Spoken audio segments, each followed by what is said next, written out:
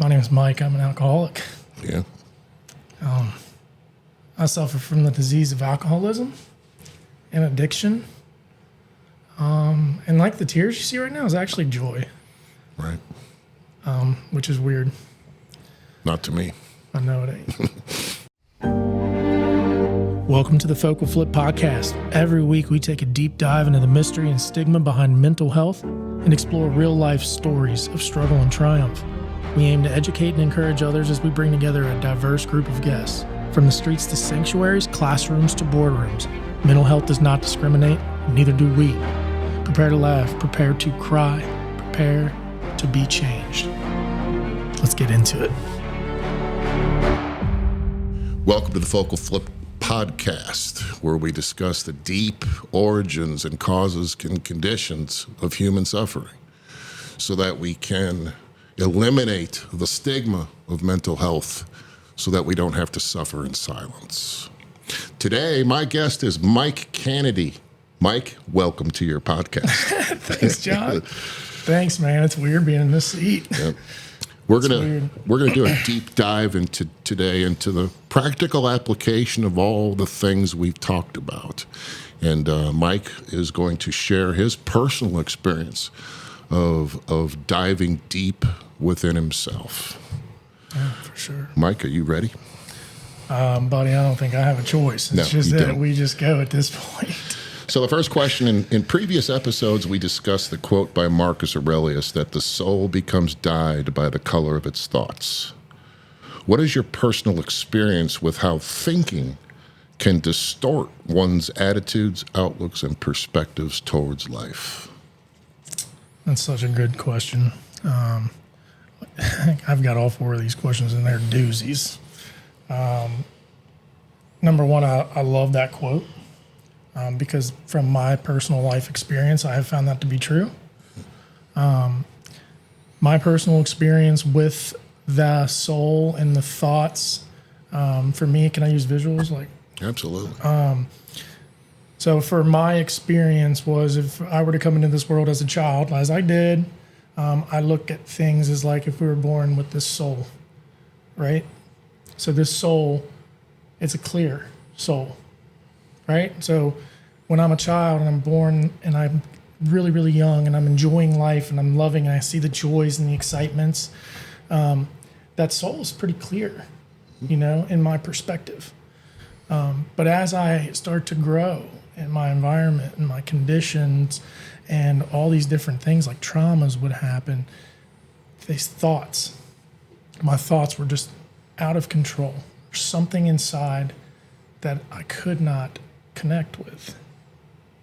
So because of that, I was trying to seek towards what things were doing in the outer world, while creating a facade of joy, happiness.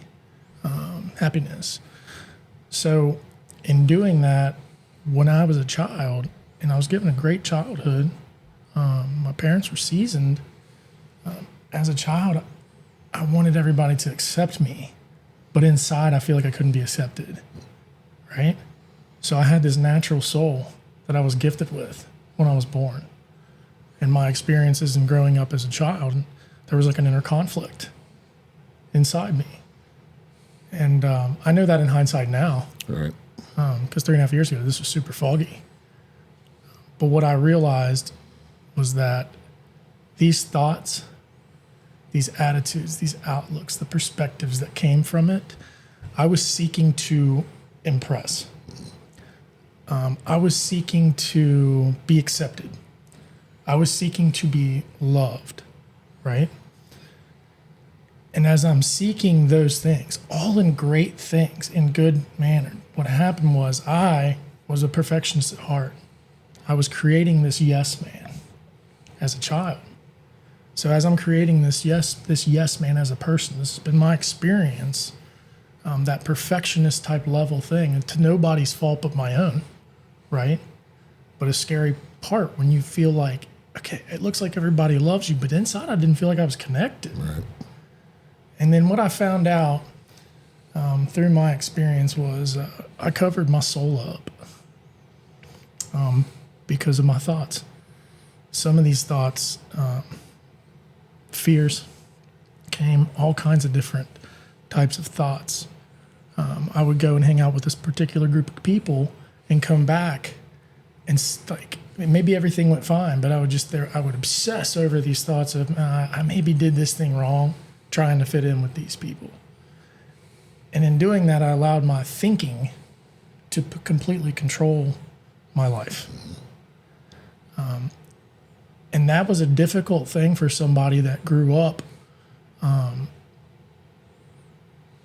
in like a religious background, good family, faith, great community, but deep inside just couldn't connect. And what I've found, and I guess we'll get to in this episode, is we found a way to clear that soul back up. So I have found that to be true because the thoughts completely consumed my soul, and I just could not connect with the world. Right. Like from an outward perspective, anybody who's watching the episode would be like, yeah, he could. I could. Inside, I could not. Right. Inside, I could not. So inside, I kept dying to myself. Right.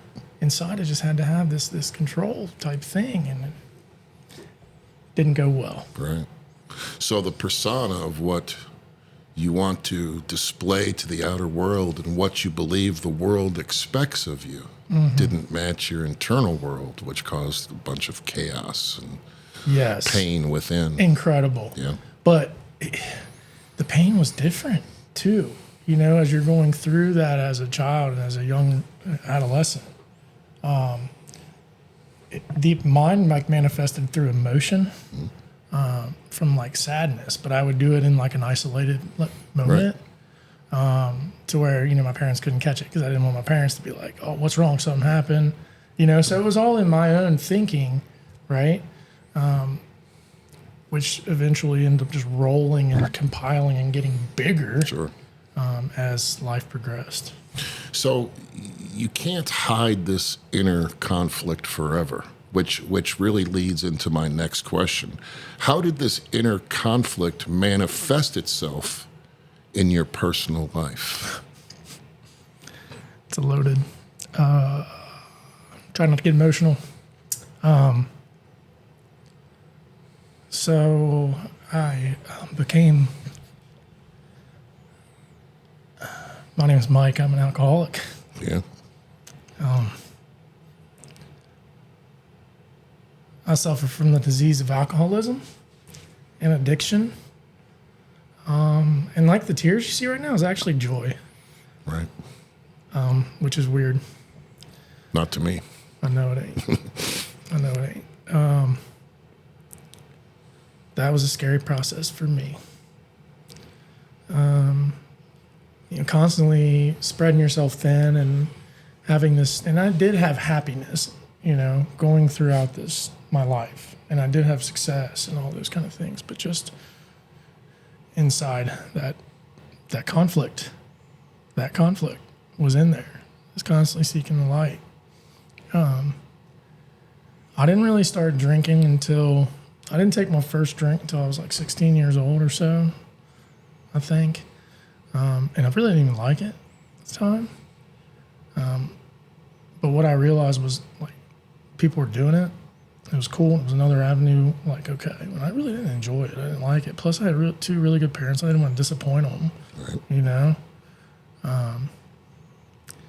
So I was a social drinker, and I had a blast. And I still did a great job in college and have great friends and everybody. There's no harm of anyone at all but my own self. But I ended up having a surgery in college, right? So when you already have this internal conflict going on your whole life, and then you have a surgery, from that surgery I was prescribed Percocets. The feeling that I had from the Percocet, not only did it take the pain away, but it gave me a feeling of comfort. Took away that inner conflict. It did. I felt like everything was at ease, right? And this was just after having the surgery. Because that feeling felt so well, I thought, can it feel better at some point? And I don't know how many weeks it might have taken of being on Percocet or whatever, but I feel better.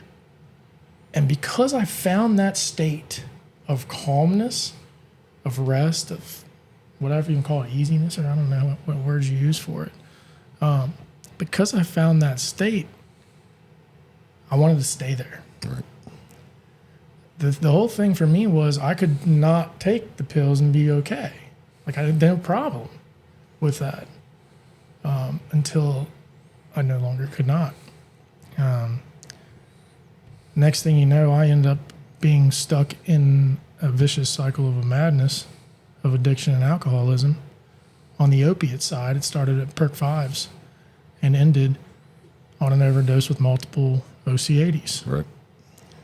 And I remember myself sitting there wondering, how did you get here? You know, like what? You know, it made no sense. Okay. So this whole time I was just compiling all this stuff, compiling. And then I found that relief. But that whole soul thing stayed covered up. Right. It actually made it worse. Yep. To the point to where that addiction cycle was the first time I experienced like withdrawal. Mm-hmm. I ended up stigmas and stuff kind of kept me from recovering in specific ways, right? So, you know, in my entire process, I went through the Suboxone process until I found out, you know, I can get rid of those, still get something else, you know? Made no sense at all. And then I did that program right. It took me 14 months. And then I was good again. And then I'm like, yeah, I was drinking too, no problem, but I wouldn't have said I was an alcoholic. Right. I would have just said at that point, yeah, I was an addict. I couldn't touch these opiates. Like, Right. the alcoholic piece was when it changed. Right. That was terrifying, you know. I went down a very, very dark path inside. Alcohol eventually controlled my life. At one point, I woke up and experienced withdrawal from alcohol, and it was terrifying. The hardest thing is trying to go back and tell people about what an alcoholic or an addict does. Trying to go back and like pinpoint that, right? And I couldn't. I remember being on a bender and waking up in the morning, one morning, and withdrawing and realizing this was similar to what it was in opiates, and then being terrified at that point. Again, asking myself, how did I get here?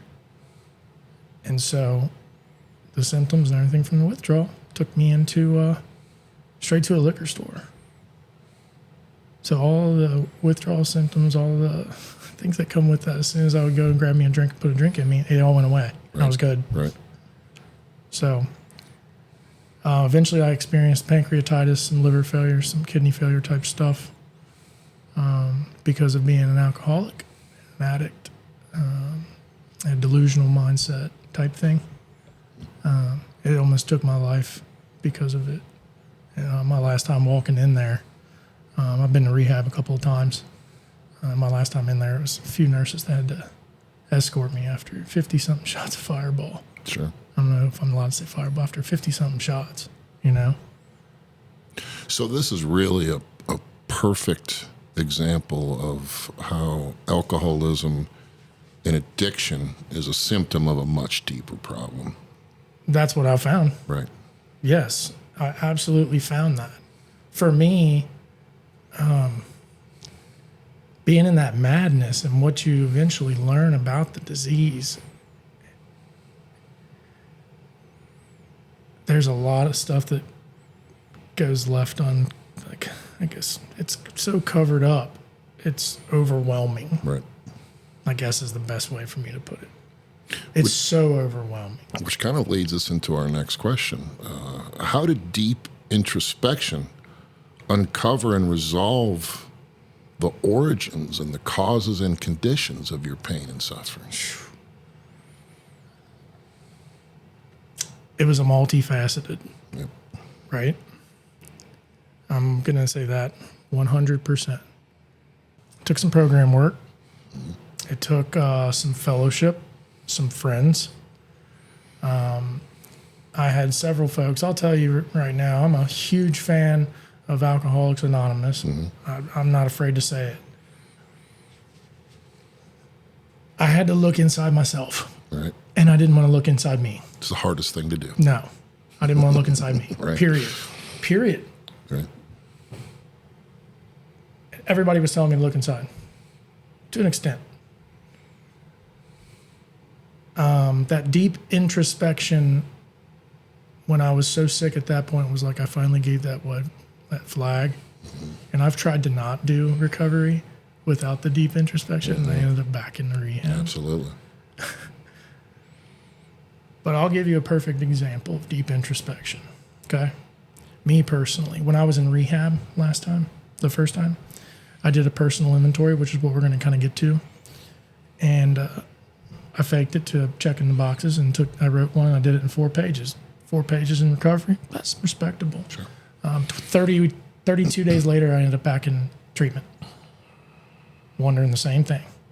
At that point, something changed. AA was coming in there every day. I was going to group therapy. I was having all this different stuff. At some point, it changed, right? The next thing you know, I'm writing a personal inventory of my own problems. Mm-hmm. And in 3 days, I'm 43 pages deep. Yeah. So what I can tell you is my deep introspection started in recovery, in treatment. And what I did was look at all the times that I was disturbed in my life, or I was annoyed, or I was frustrated, angry. And I looked at the why. And I started following those kind of things. You've helped me significantly. And we help other people with this. But it was that flip back inward and understanding that I have darkness inside me, and that's okay, but I need to go see it. Right. I need to go see it instead of keeping it covered. Absolutely. And so that's what I did. Right. I went and saw it. It took multifaceted treatment from everywhere. Yeah. Counselors, therapists, coaches, sponsors, fellowship of AA, church, everything. Yeah. I had to know me first, though, to connect with all of that. Absolutely. You know, the hardest prison to escape from is one you don't know you're in. And if you don't see the bars of your prison, there is no escaping them. There's not. You know? There's not. Man, my life became so unmanageable, and I was still kind of managing it. But I was unmanageable. I was powerless over this stuff. Absolutely. It had control over me. It does not discriminate. That's a fact. Kind of leads us into our last question, with a lot of deep introspection, diving deep into your soul, finding the origins of your pain and suffering. What I experienced, and I'm sure that you'll agree, is that it changes our thinking, our attitudes, our outlooks, our perspectives. So with that resolved thinking, what did you uncover within yourself, and how has it impacted your life? I uncovered my soul, for sure. The impact on my life, yeah, brother. Try to articulate that if wow. you can. He knows every single story. The list goes on and on. Right. For me, as soon as I peeled the onion, we call it peeling the onion. As soon as I uncovered my soul by taking a hard look at myself and realizing that everything that I was doing, nothing of importance, had changed inside me. I was outward reaching, checking boxes. And sometimes, and even when I was in my addiction and alcoholism, I was checking the boxes just to give me a buffer or a gap to keep people away. Right. Nothing of true importance had changed inside. Right? Now, I've uncovered my soul completely. So at one point during my addiction and alcoholism, I was 371 pounds. I sit in front of you today at 230. That's not from physical exercise. Just going to be honest, it's not from physical exercise. It started when I got my mind right, when I was able to face myself and have people help me through that. And as they helped me through that, we worked our way through the difficult things, and it wasn't that difficult to work its way through there. And it uncovered my soul, gave me a level playing field for my mind and my soul to work together. Mm-hmm. And that's just my perspective of it. And that's a hard gap to bridge for many people. Right? In my opinion, it's a clear demonstration that body, mind, and soul are one. Yeah. as soon as, and some people are like, well, you don't want to go see your dark or embrace your dark or do all this stuff. You don't have to do that. Right. It's not about embracing it. It's about understanding. I think it is. I think I had to expose it. I think I had to get down to that level for a minute so I could be aware. The awareness, all the different types of characteristics that come from all that has given me this newfound sense of self-esteem and confidence, love, joy, peace, harmony, intellect. It just continues to flow. Right. And now, whenever I have difficult times or trials and tribulations when they come, in the past, I would try to control that, right? I want to be able to control that because I want to know the outcome when I really wouldn't know the outcome. Now, it's like when something I know for sure I cannot control, right? I give it over to that higher power. The weirdest things happen. I can't explain them, call them mystical experiences or epiphanies, but somebody shows up. You know, you can say that's the universe. Well, once I uncovered my soul and I found who I was as a human being and I was okay with that, it was nothing but up. Yeah. I can't go farther down. So how can I go farther down when I've already went down and seen my darkness? Right. So would you say... I understand it now, so let's move our way up. Absolutely. And now project out. And that's what I want to do with FocalFlip. When you say project out, would you agree that once you resolve all of your inner conflicts, that all of your conflicts in the outer world dissolve? Yeah. They do. Which is astounding because that implies that there are no outer conflicts. I know, right? You look at it from a really, really big, deep perspective like that. And they are. They come in. The conflict and stuff comes in. The unique and the difference of it now and today is the awareness holds it. So if you look at it from a religious perspective and they say fiery darts, they got that shield that can hit off the fiery darts. And that's what we're doing with our thoughts. Right. Either way you slice it. Either way you look at however the way the stuff looks, that's what that is. I can check those thoughts. And when they come in, then it still leads me to a better understanding of myself. Yeah. Then it's what do we want to do in the world collectively. I think when we uncover our soul that we find something greater than our mind and our thoughts. Something more powerful. It is. Yeah. It is, because the times when you're like, man, I am not capable of doing this. Yeah. I don't have any other explanation for that, but this is a really hard thing to explain as the actual experience part. Absolutely. Because it's beyond the mind. But I know you'll in my opinion, you have to hit rock bottom or you got to go through your pain. But if you want to try and get a cheat code, maybe start looking into where your struggles are now without the labels. Don't obsess over the labels of counselors, therapists, all this stuff. Don't obsess over labeling everything. Just take a look inside. There's people out there who will help. Right. If I didn't finally say yes, I would not be healthy in 3.5 years sober sitting here today. Absolutely. I've had jobs, lost jobs, been married, been divorced, multiple health problems. And now that I'm healthy, my question is, all right, now let's look back at how you got healthy. Right. And you know what the key was? Right here. Absolutely. Once this was good, I got mental clarity, or as in recovery would say, when the fog lifted. Right. And once you expose your soul and who you truly are inside, your authentic self, whatever you call it, it doesn't stop growing from there. Absolutely. It's limitless. It's completely limitless. Right. That's what I've learned so far. And some of these programs are suggested, Right. All these folks are amazing. All it takes is a simple look inward. Right. And there are some cool people that do it, And I'm glad we're two of them. Yeah, it's just, I'm kind of excited to share this now because it's my passion, right? And I haven't really talked about it. And I want to thank you for doing that. Number one, it takes a lot of courage to completely open up your soul on a podcast, But number two, it gives us a real deep practical application of what it is we're talking about. Yeah. And number three, it exposes a lot of the things that the vast majority of humanity struggle with, which is internal conflict. And it's important to discuss these things to destigmatize them so that we don't suffer in silence. Asking for help sometimes is the only solution, because you can't solve a problem with the same mind that created it. Boy, isn't that the truth? Yeah. And the way I look at it is seed planting. Right. You know, if you look at it from the sales perspective or anything, is you got to plant that seed. Right. You have to ask for help. Yes. You can do it in any way you want, but it's not embarrassing. Right. Don't be embarrassed.